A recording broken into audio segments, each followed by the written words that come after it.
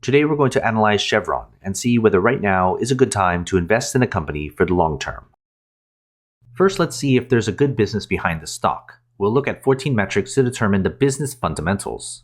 The first set of metrics deal with the company's financial health, with its projected earnings growth for the next 5 years, its profit margins, its effectiveness, which looks at the company's returns on equity, assets, and invested capital, and then the employee value, which looks how much value the average employee adds to the business. You can see the values for each of these metrics, as well as the point totals awarded in the bubbles. The next set of metrics looks at the investment opportunity afforded to shareholders. Here we get the dividend yield, its payout ratio, which is how much of the company's earnings are going out to pay shareholders, and the cash and cash equivalent the company has in order to pay dividends, reinvest, and off the debts it has on its books. Again, you can see the values for each metric as well as the points given for each.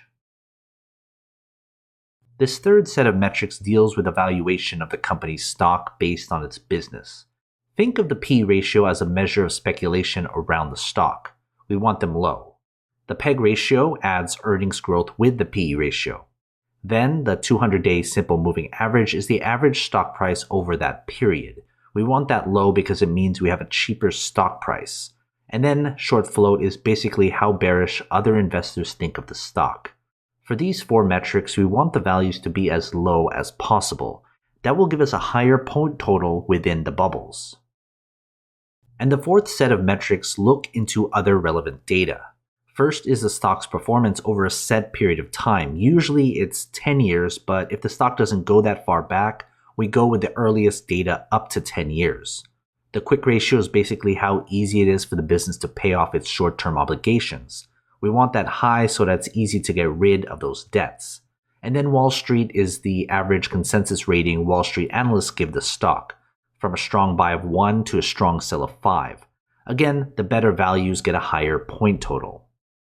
Adding everything together, we divide the points awarded by the maximum points possible, which is 70. That gives us the business grade for the company. We want the business grade to be above 50, meaning it has a better than average business. But of course, we can't forget about the fair price and whether it's the right time to buy the stock. I use a discounted cash flow model taking into account a 10% margin of safety. That translates into the company's fair price and how many percentage points above or below its current price the stock is. When we compare those numbers with the table below, we can see where the company's stock lies in its intrinsic value spectrum right now. Before we get to the final grade, join my Patreon and get access to every company I've analyzed so you can compare between all your favorite stocks. It's updated all the time. Go to patreon.com/growthshares or click on the link in the description.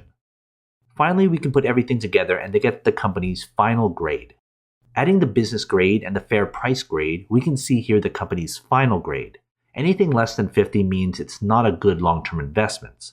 A final grade above 50 means it would make a good long-term investment if you bought the stock right now. So what are your thoughts? Are you going to invest? If you do, invest wisely, and as always, take care of your money.